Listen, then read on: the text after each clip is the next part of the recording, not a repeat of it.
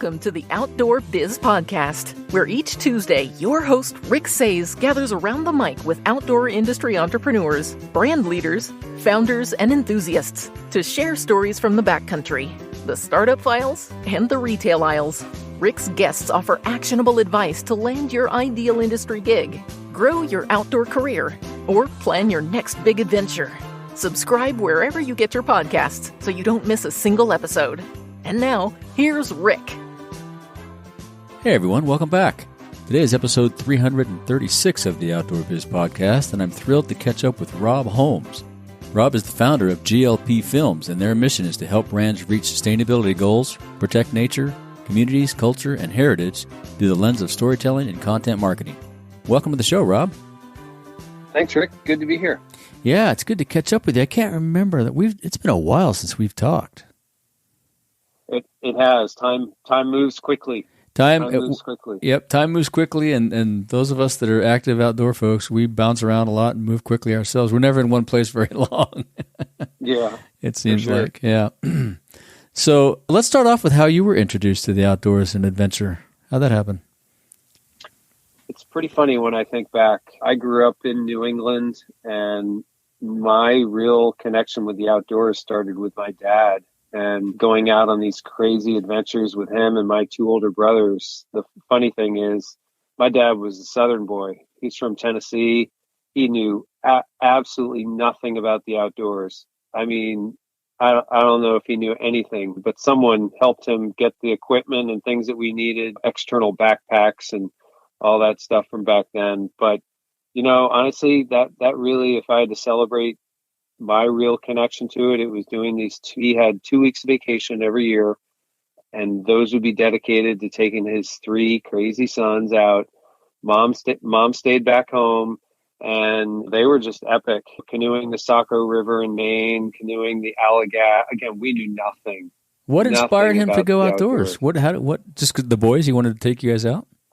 I think he just thought it would be a good experience for us to spend time. He was juggling multiple jobs, working night shifts, trying to raise three kids on no money and just scrambling. And my mom was a singer and working multiple jobs herself, commuting down to New York City for singing. She was a singer. And, you know, so I think it was just trying to make ends meet. And so he was so busy. And so he said, well, if I've got these 2 weeks of vacation, I got to go do something with the kids. And I don't know. It's actually a great question to ask him why he took us outdoors when he knew nothing about it. But, well, you're right, though. Pretty inexpensive. I mean, he could just, once he got the equipment, you could just go year after year after year. And what a great experience for you guys to do that with your dad. Awesome. Yeah. Very cool. Pretty memorable for sure. When did you pick up your first camera? I had a Pentax K2000. So if that doesn't date me, I don't know what does.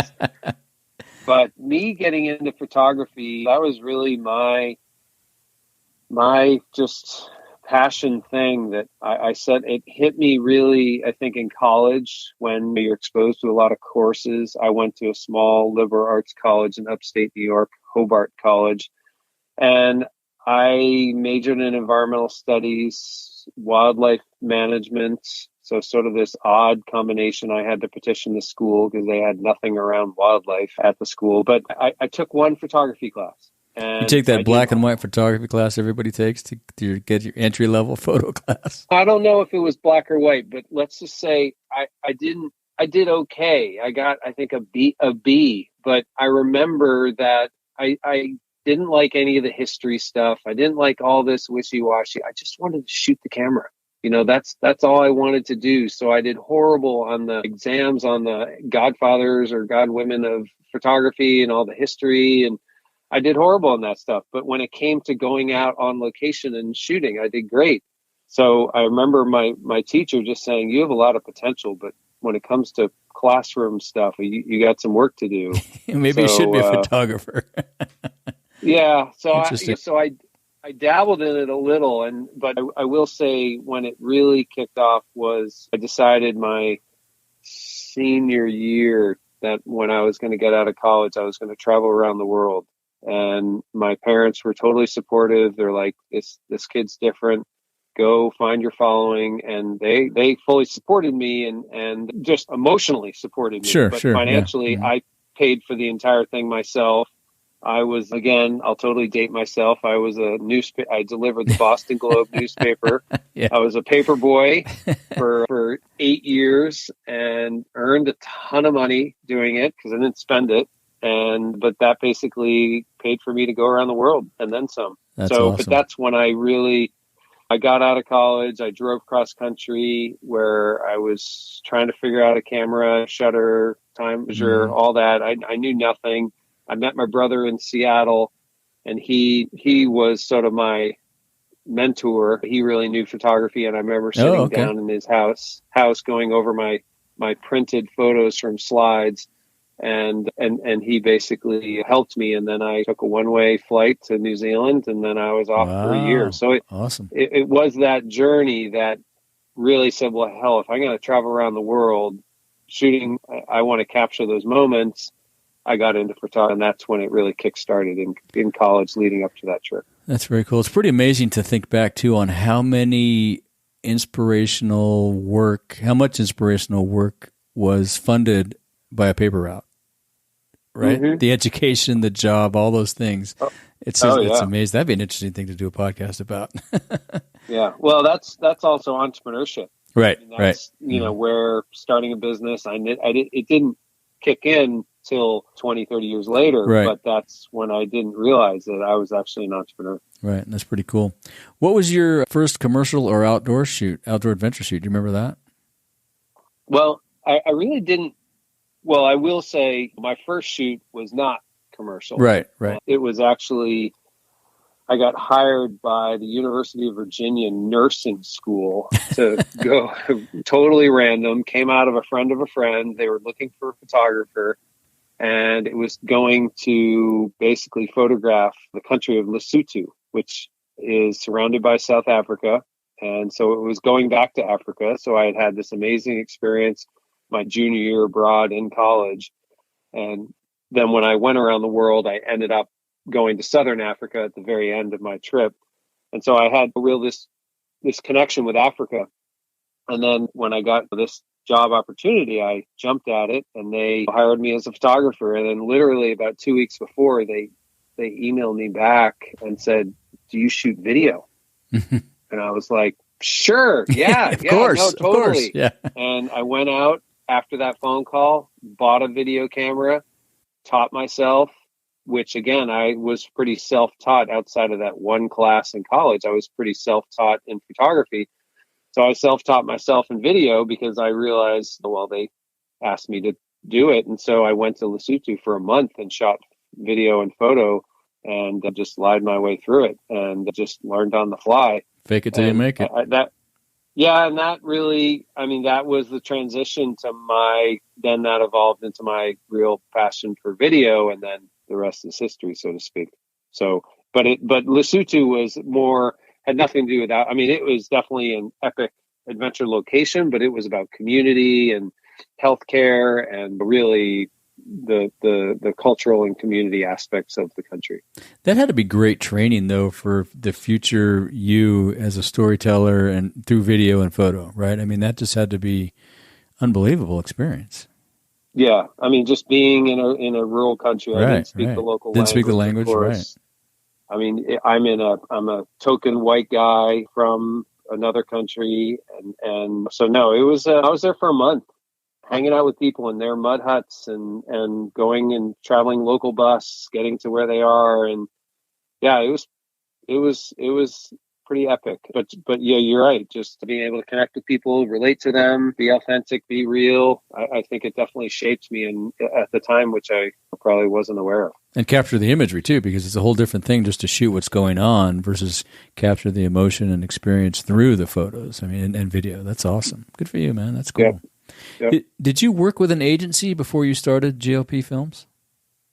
No, I pretty much was doing freelance. So I did some independent projects with organizations, some nonprofits out of Seattle, one in particular called the Tibetan Nuns Project. So nursing to nuns, I don't know what the thread is there, but it was a small NGO. They had a project in sort of the Tibetan side of India. So I went there for 3 consecutive years just to shoot their calendar. They had an annual calendar. But that was like one example of a project. But more importantly, I did a lot of just solo work. And interesting. when in Seattle, I went to grad school at the University of Washington. I actually got into business. So I got which I wasn't planning on it. It just happened. I got an MBA, which again, that was the last thing I thought I'd ever get. But I got an MBA, and after school, I started with a company in the digital content space in the outdoor industry. But my point was, my agreement before I started this company, it was during the .com heyday, was that, hey guys, I'm going to take a month off every year to go shoot. And I'm not going to get paid. I'll get everything done before I leave, but I'm taking 1 month. And they were fine with that. They trusted me. So I had these amazing, and again, it's all about photography. So I went to Cuba for a month. I went to China for a month, Mongolia for a month, Central America, Alaska. So I traveled all over during those years, just traveling and shooting. And so yeah, I did a lot of exhibit work. I did a lot of presentations, a lot of gallery work. That was really in 2 odd locations in Seattle and Boston, where I grew up and then where I was living at. But good areas to shoot and film. I mean, it's big city and there's a lot of interesting things going on. That's pretty cool. Yeah. Yeah. And you had all the travel piece too. Yeah. What inspired you to start GLP Films, the film company, your own company? Where'd that come from? Yeah, no, I mean, I think it really, well, first and foremost, my sort of origin story or where it all came from was, I think, a couple parts. One, I had these 3 different sort of stools and the legs in the stool that I like to look at. One was this real passion for conservation. I had a real passion for the outdoors. I worked for the Appalachian Mountain Club for 5 years, had a real work for nonprofits like the Nature Conservancy, 4 different locations around the East Coast. So I had a real interest and passion in conservation. That was one stool. I think the other was obviously media. I started as photography, got into video, and then really saw, I think on the video side, the turning point for me was Al Gore's Inconvenient Truth. Seeing that 2006, the #1 at that time documentary film of all time. And if you can take a slideshow and make it be the highest grossing documentary film, there's something there. And it really was just the power of video. And that I saw that, and I used to go to the Seattle International Film Festival every year, and I would go to all the documentary films on International. I would just go myself, sit in the back row, buy all these random tickets, looking for the most far-flung countries in the world. And so I got really into documentaries. And so that was the second leg. And then the third leg was business, that entrepreneurship bug that hit me as a young kid. And I ended up getting a graduate degree in it. And I studied in India and South Africa and Brazil while going to business school. And so I really, that global part for me was like, I want to combine these 3 components. And so GLP really came, and actually for those that might know or don't know, the G in GLP stands for green.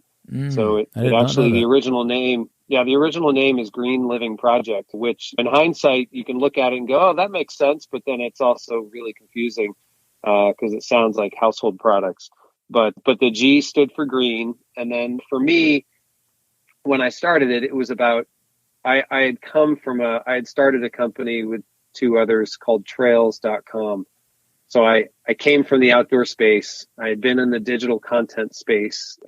Trails.com was all about guidebooks, putting them online, selling them through a subscription back in 1999, which was totally novel. No one was doing this. Right, early, yeah. Subscriptions were totally new, and digital content was totally new. No one had digital rights. No one knew what digital was. And so anyway, it was really about telling positive stories, short form content around video, And then where did I start it? Of course, Africa.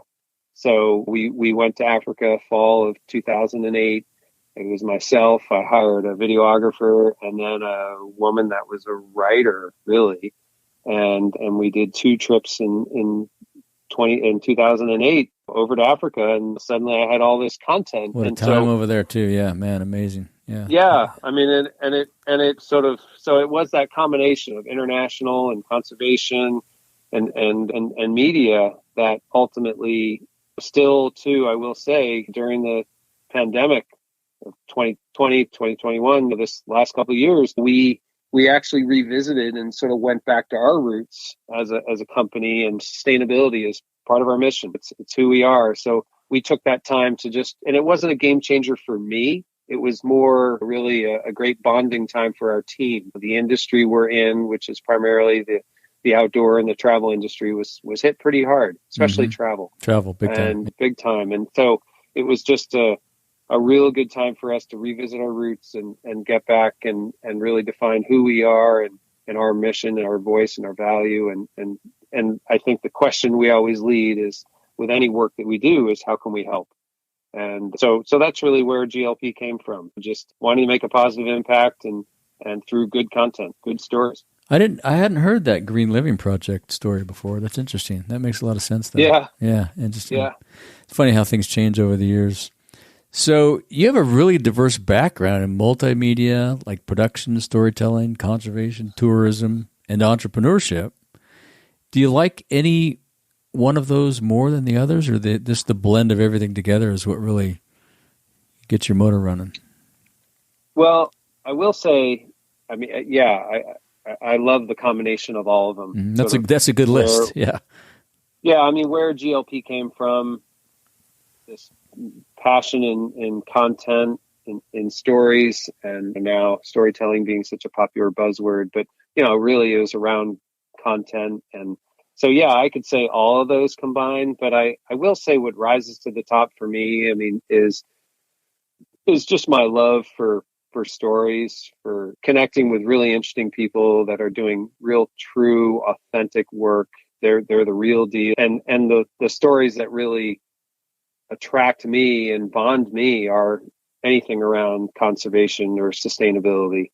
I mean, that's the impact I think we all have, and that's definitely very near and dear to our team and the work we do. But I will say there's nothing better than just telling a real good story and just getting it emotional or a real interesting story arc during the journey. But it is really my love is sharing really inspiring stories and that make an impact. Yeah. I think that's what it does for me on podcasting too. I remember sitting around the dinner table and my grandfather would come over, and he just had these stories from back in the day, steel mills and growing up in Spain and all this stuff. And that's got to be what really motivates me, inspires me to do the podcast, because there's nothing like sitting around a fire or a table or somewhere and either telling a story or listening to someone tell a story. It's just mesmerizing if all the things line up. So good for you. That's awesome. Yep. Yeah. Is there a photo shoot in your past that you probably had a lot of epic ones, but was there a particularly epic, crazy weather, rough travel, cranky subjects? You've had all of them, I'm sure. Yeah. Multiple times. I will say what sticks out to me in my mind when I hear shoot is I do think of, or a film shoot is, I do think of the work that GLP's doing. I mean, yes, I had a lot of adventures solo, traveling by myself. Sure. But shooting, it was 12 months. It was 11 countries in 11 months. So all across New Zealand, Australia, Southeast Asia, Central Asia, and Southern Africa. Quite a few things in that trip right there. That year-long trip was pretty crazy. I've had everything stolen. I've had a gun pointed at me. I've gone through a lot. I've had definitely the struggles that come with being on your own and being a solo traveler. I've definitely had some hard times, but I will say, what one trip that really stands out to me in particular was one that we did in Chile, in Tierra Fuego, in southern Chile. There's a lot of elements to it that I think are representative of the passion and drive that our team has a GLP. And that was a story we did that we were going to get funding from the Chilean government across 3 different organizations. It was going to be a great campaign. The characters were great and the story concepts really came together well. Everything was lining up. And then literally about 3 weeks before we were about to go, suddenly all the funding got pulled. Everything.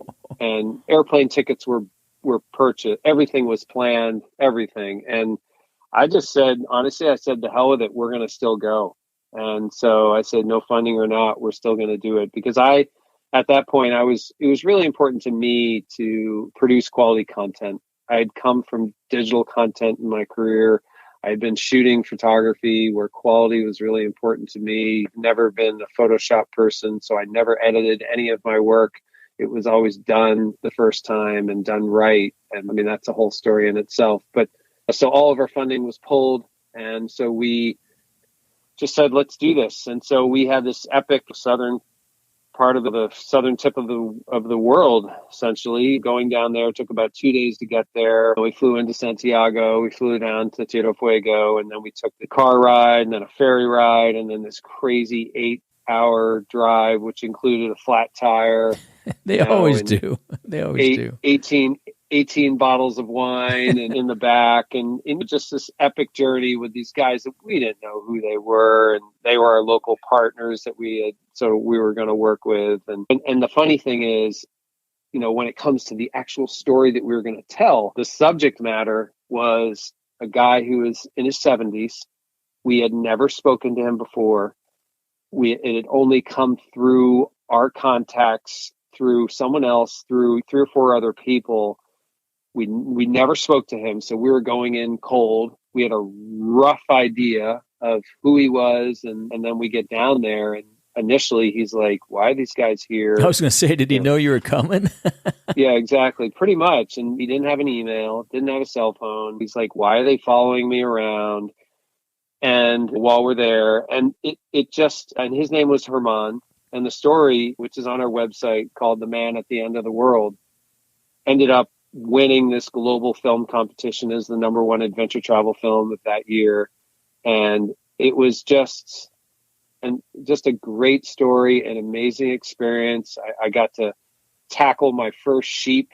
Part of his story was shearing sheep. Well, all the sheep are free range. Yeah. So we literally took us 2 hours to corral all these sheep, and we just couldn't get them. And finally I did I used to play soccer and I was a goalie, and I literally did my goalie move to the left. And finally, after 2 hours, we were like walking wounded.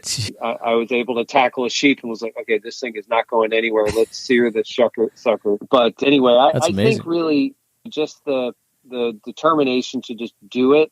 Because for me with GLP, it's never been, yeah, sure, we want to build a profitable business and pay our employees fair and be successful, quote unquote. But for me, we've always been story first. And that is a story first. Yeah. Yeah, it was devastating to have the funding pulled out, but we went down, we accomplished what we wanted. We had a great trip, great content. We won a major global award. And it all worked out, and it was a crazy adventure in the meantime, but I'm still in touch with all the people that we worked with. That's what it's all about. Yeah, and it's amazing how many times when you persevere through all those things, the result just seems to be, I don't know if it's sweeter because you persevered or what it is, but the content, it always seems like a really great product at the end of the day. Yep. It's very cool. Yep. And so when you get these ideas in your head or someone pitches you on something, does it come out of a story you want to tell? Do you have a recipe in mind ahead of time, or does it just evolve? How do those come to be for you? How do they come to light? Well, I think it's important for listeners to know that folks are in media or in some kind of production work I didn't go to film school, so I came into this industry. It's an older industry. When you look at production, now that's what we started off doing in the very beginning. But I knew I wanted to expand and get into business and strategy based on my background and my passion. I didn't want to be a production company, but that was the format was video, and one of the deliverables was going to be video content. So that was the first entry point that made the most sense to me. But I had no experience in it. I literally just hired a friend of mine and hired a writer, and we went on no money to shoot in Africa. And so I guess my point is that the strategy with this developing a story is so important. And it really gets into those building blocks of what makes up a great story: the purpose, the story arc, the location, the characters. I mean, so many different elements. I mean, we do a lot of workshops and webinars on all the elements of successful storytelling. But I will say that strategy, if you want to call it content strategy or just the strategic communications, whatever lingo you want to use. But I will say at the end, you and I both agree that storytelling is such a powerful tool. Yep. But developing that storyline is so important, because that's really going to dictate everything. We're working on a brand new campaign in Armenia right now that will shoot the end of July, and we have a couple months to really pull it all together. And we're focused right now on the goals and objectives and who the audience is and all those sort of fundamental business components. So I think one of the things that's made GLP unique is we're very business minded, not in the sense to scare off an NGO, a nonprofit. I mean, we work with all different organizations, but it's more the strategy that gets into it. That it's, yes, the creative elements of building a story are extremely important. The local characters, the storyline, and all those elements of filming. And that's when my passion and interest in documentary and where that comes from is a real passion for story first. So there's a lot of elements that go into it in developing that storyline. I mean, and I like to call out that having a different approach and a different perspective and a different angle is, I will say, another key to our success has been, we're not producing promotional content. Yes, it's all paid for technically. Right. So right. It is paid content, but there's no sales pitch. It is story first. Completely different. Yeah. It takes a very different strategy. We have to educate almost every single client on what we're trying to accomplish. No logos, no brand. Again, that's not the norm. The norm is, let's insert all these outdoor brands. Let's insert all these. That's how a lot of them make their money. And I get that. But we've had a different approach. I don't want things to be disruptive. I watch a film now and it's just like one product placement after another. And so I do think my real passion and commitment to a doc style format was key, because I was very determined to say we can produce award-winning content that's paid for, that really engages viewers, which is the ultimate goal. And I think we've done that by producing award-winning content. Yeah, I think you have too. The other thing about stories too is sometimes, like when you were down in South America, the story may evolve as opposed to you having the vision of what it's going to be. You may have some ideas, you're going to go do this, that, and the other thing, but the actual real meat and potatoes kind of evolves as you're shooting. And then other times it may totally present itself and you go down and you have the idea and you shoot it, right? Have you experienced that? Yeah, I mean, we had a film shoot in Georgia, the country of Georgia, a couple of years ago, and we went in. It's actually a pretty funny story. We went in. Great country. I was there a couple of years ago. I did a trek over there. Yeah, awesome place. Spectacular. And we went and we had flushed out all the storylines, all the characters. We were doing one series of content around food and culture, and then one series around adventure and the outdoors.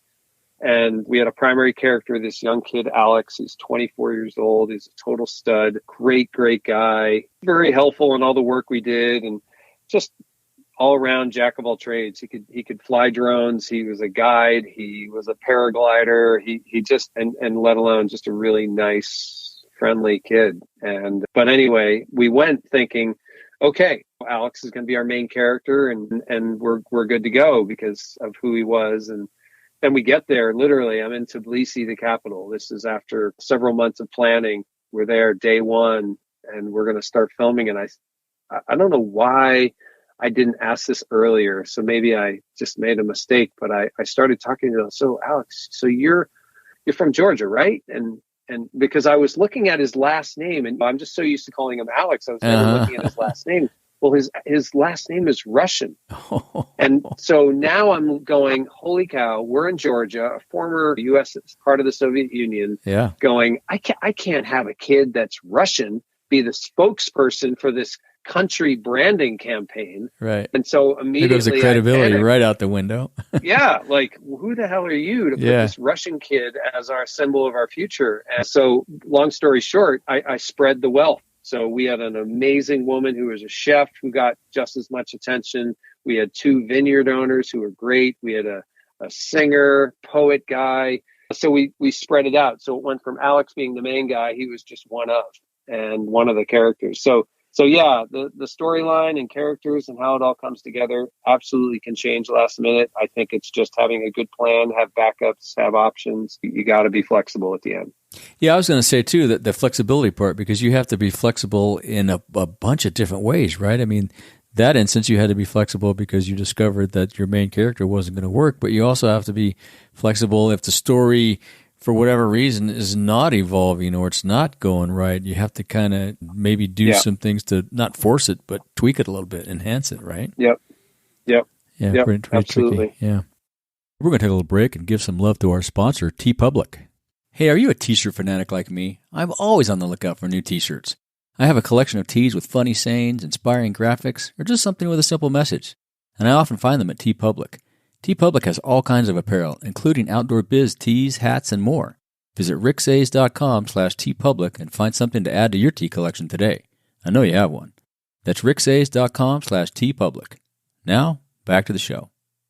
So with all this said about photography and videography and documentary, do you have any advice for folks that want to get into that kind of work or shoot that kind of film? I mean, my journey has been interesting because I came in as a photographer, got into video. I tried doing video in the very beginning and then realized I can't do this. It's a whole different language. And I got the fancy keyboard, which has all the weird colors, and it just didn't work. I just realized I was a photographer more than a videographer. And so, but for me, I was continuing to do the photography, but honestly, I've shifted to directing and producing because obviously it's really become the work that GLP is doing is about multimedia content. Yes, photography is one part, but written content is also important. And the heart and soul, though, is video. So I have shifted in my career and focus. Now I love shooting photography on the side and continue doing it. But so I think what I would say anyone getting into photography or video is really, and I had that moment when I really had to decide, do I continue down the photography path after so many years and so much passion and endless amounts of slides and digital files, that I really, for what's best for GLP and our content and our deliverables, is for me to focus on directing and producing. Like I just had to, it was a tough separation. So I had to move on from photography, at least directly, professionally speaking. But I would say, because it was a real turning point for me, and it was sad. It was like I was losing my firstborn. Right. But I will say, though, in hindsight, because I do know a lot of very successful photographers, is the classic: focus on what you do best, find your niche, become the absolute best in what you do. Just make sure that you love what you're doing, because at the end you're going to work more as an entrepreneur or a small business. You're going to have to work more. You're going to have to be a go-getter, and it's tough to have that energy if you don't like what you're doing. So just make sure whatever you focus on, whatever your niche is and your specialty, and become the absolute best. Just make sure you love it. And then I think the other point, though, is network. Really leverage your local, regional, national, global audience, because that really is going to be the key to how you get your content out there, your work out there, your expertise out there for others to pick you up.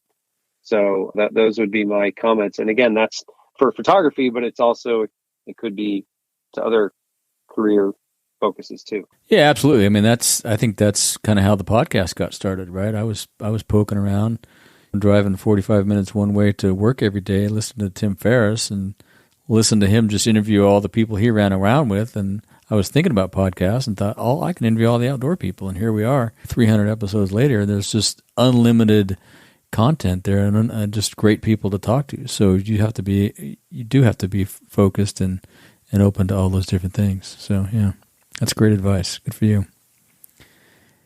What do you miss most about photography? Or do you must shoot family and you must shoot a little bit for GLP, right? No, I do. Oh no, I absolutely do. When we're on location, I shoot. So I'm still doing it for sure. I mean, I shoot it all the time. So it's more just my daily focus. Your main focus, yeah. Yeah, and that was the part where if you're going to be an expert and get paid for your work, you need to stay up on the latest and greatest. So I remember being, and I'm not going to be able to remember the name, but there's a specialty store in LA that I used to go to, which was the specialty retail store for photography. And I would go there constantly down on Fairfax Avenue down in Hollywood, and being in New York, B&H Photo and the low pro days. And just, I mean, those, you never lose that. Right. But so I'm still very much, I mean, I take photos of my family, my kids constantly. And I mean, it's something that doesn't leave you, and composition and telling a story and putting my personality and my interest behind it is still very much a part of photography for me, no question.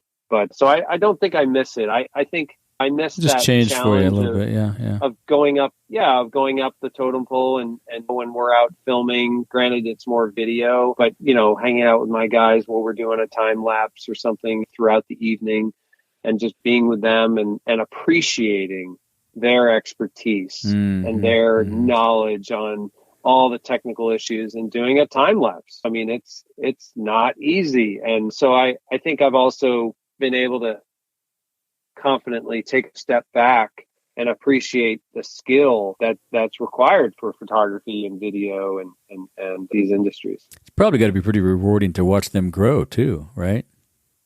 Yeah. Evolve. Yeah. And I'm I show a lot of loyalty with our team. And again, our head of production has been with us since day one, and we work with people and really try to hire from within and continue using the same people. Just, hey, at the end of the day, if you're great at what you do, video, photo, let's keep doing this. Very cool. Very cool. So let's shift gears a little bit and talk about some different kind of questions. This is the lightning round, or the fun round, if you will. If you were able to hang a huge banner at the front of one of the trade shows, what would it say? Well, is this the outdoor show or any trade show? You could pick it. It could be outdoor show, could be a photo show, could be... No, I'm kidding. I would say, I think for this, it would be sustainability or bust. Love it. Mm-hmm. I mean, that, again, I know sustainability is such a trend word, but for me, it's not. Anyone that knows me, I've had that connection to conservation, the outdoors, nature since day one. And so for me, it's wanting all industries really to embrace it. It's about making an impact. It's about doing it right. Whatever industry you're in, make sustainability part of doing business. And that's the business person in me, looking at all these sectors, looking at the tourism industry, the outdoor industry. I mean, so much has changed in the outdoor industry with the circle economy, and it's really used gear. It's super cool to see so many brands innovating and really pushing each other. I remember the sustainability working group at the OR show and going to that in the very beginning when it was like 3 or 4 people in the room, and now it's packed. And so it's exciting to see, but sustainability is also greenwashing in a lot of sectors where it's just marketing. And so there's not a lot of depth there. So I think for me, it's either you do it or you don't. And if you do it right, because that's how you make an impact, and you have a lighter impact on the planet, on communities, on society, and protecting those vital resources. But it's also how you can make an impact and make positive change. Yep, exactly. Well said. Do you have any daily routines you use to keep your sanity? You meditate, Probably get a lot of exercise, walk the dog. Don't have any pets. Okay. But no, my big thing is getting outdoors. Yeah. I run, qualified for Boston twice. Wow. Boston Marathon. So Cool. I'm a big runner. I love to bike. I'm in Kennebunkport, Maine, so I'm right along the coast, and Lots of so stuff. I feel very, very lucky where we are, and so I'm running, biking, walking every day. So whatever it is, but that's my sanity check. I just went trail running yesterday, just by myself, middle of the day, just took a break, and it's great. Beautiful. Good for you. Do you have any favorite books or books you give as gifts? That's an interesting question. I'm actually more of it sort of ties into the work I do. I'm more of a short content person. Always have been. Mm-hmm, so I'm more on the newspaper side or the magazine side. Yeah, so I like it. I would say on the newspaper side, New York Times, I mean, some of the best editorial content globally, no question. So again, it ties into the work we're doing. We're producing authentic content that's editorially driven. So I'm attracted to that. I've never been a fiction person. And so just when it comes to books, but I think it really ties into more short content, more bites about what I sort of gravitate to. Which magazines do you like? I've always been a fan of Outside. Just historically, I'd read it cover to cover, classic, the little font in the beginning and the very little snippets, who's doing what, where are people, because again, that ties into the adventure side. I can't tell you how many like expedition books I have. We were talking about Galen Rowell, and my first photograph that I have is the photo that Galen Rowell took going across, and you'll remember this, the Tibetan Plateau with Conrad Anker, Jimmy Chin. Mm-hmm. This was Jimmy Chin's breakout. I was going to say he was a youngster then. Yeah, this was his first real. If I had to, just knowing his story, this was his first real trip, and I was most interested in it because of Galen Rowell. He was my inspiration. Outside of Al Gore on the video side, Galen was just, and I have his original photography book where he's hanging off a rope off a cliff, shooting very one of a kind, Jimmy Chin-esque. Mm-hmm. But he was the godfather at that time. Yeah. And so, anyway, that's very cool. It's a good memory. Yep, that's a good one. What's your favorite piece of outdoor gear under $100?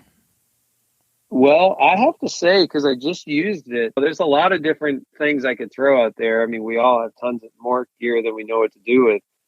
I would say my MSR Whisper Light. Okay, that's a good one. I got that thing literally probably 30 years ago, and it's still trucking. Right on. It's our camping stove. I use it. I mean, I go on a week-long ice cream road trip with my kids every summer. Been doing it for 5 years now, and we bring that. We do s'mores with it. I mean, that thing has been everywhere, and it's just absolutely bomb-proof. They are bomb-proof. So, yep, bomb-proof. That's a good one. And as we wrap up here, you have a special opportunity for organizations about a campaign that's going on? Yeah, we're really excited. A lot of people knew, at least in the travel industry, when COVID hit, we launched our most successful campaign ever called Tourism Strong. And it was based on, we had just come back from Thailand, February 2020. I remember going through the Seoul, Korea airport, and there were 35 cases of this coronavirus. No clue what was going on. The world changed, everything stopped. And the first thing I did was reach out and talk to friends in the industry. We've been filming 12 years now in 45 plus countries. So I know a lot of people globally, and just checking in. And long story short, just said, wow, there's a lot of inspiring stories out there. Just hearing what people are going through WhatsApp, through email, through Facebook Messenger, what have you. And I said, we gotta share these stories, the challenging struggle stories, so people realize that they're not alone, but also these positive stories of resiliency to help lift the industry up. I mean, we were hit, the tourism industry was crushed. Yep. And so anyway, our Tourism Strong campaign was, again, we didn't make a penny. We poured over it heart and soul for about 6 months during 2020 when the shit hit the fan. And it was by far the most powerful campaign we've ever done, really just about giving back and helping, sharing stories, sharing content. And so now we've launched, really excited. We just launched what we're calling the Sustainability Storytelling Competition. So it's really our passion and interest, our team at GLP, our interest in sustainability and our interest in storytelling, and really combining them into a global competition. It's open to all industries, not just tourism. So it could be the food industry, it could be diversity, it could be conservation, wildlife, tourism, all different sectors. Excellent. And so we've got 6 different categories that people can submit under. It's open. All the story submissions are open.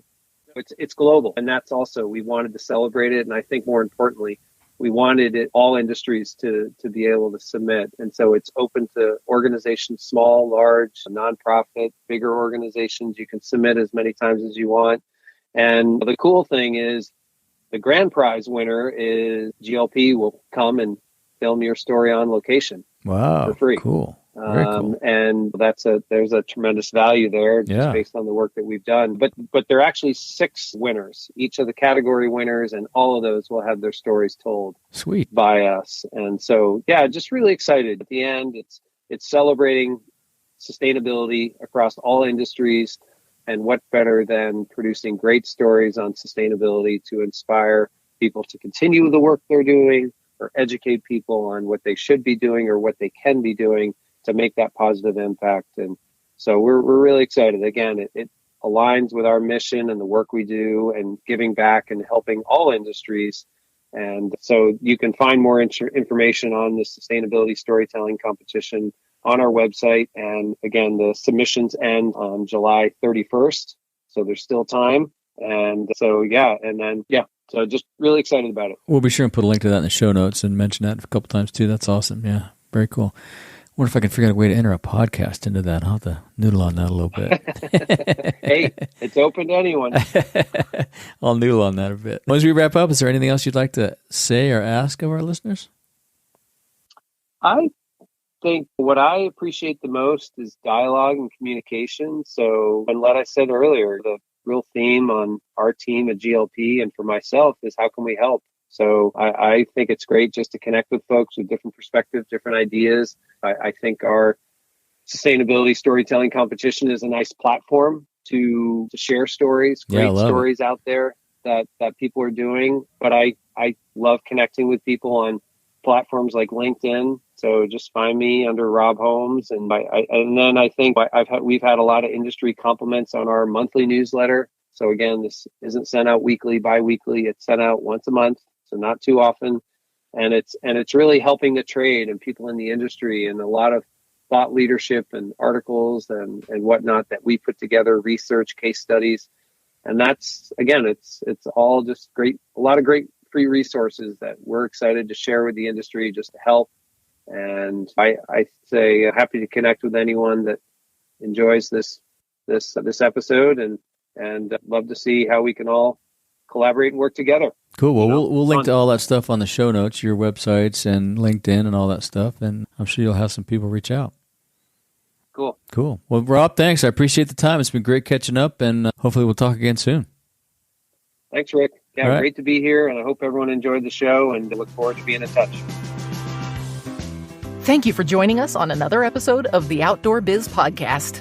Be sure to visit our website, theoutdoorbizpodcast.com, where you'll find show notes with links to everything we talked about and more. Subscribe wherever you get your podcasts so you don't miss a single episode. And while you're at it, if you found value in this show, we'd appreciate a rating on iTunes. Or spread the word and tell a friend about the show. That would really help us out too. Be sure to tune in every week. And thanks again for listening to the Outdoor Biz Podcast with Rick Sayes.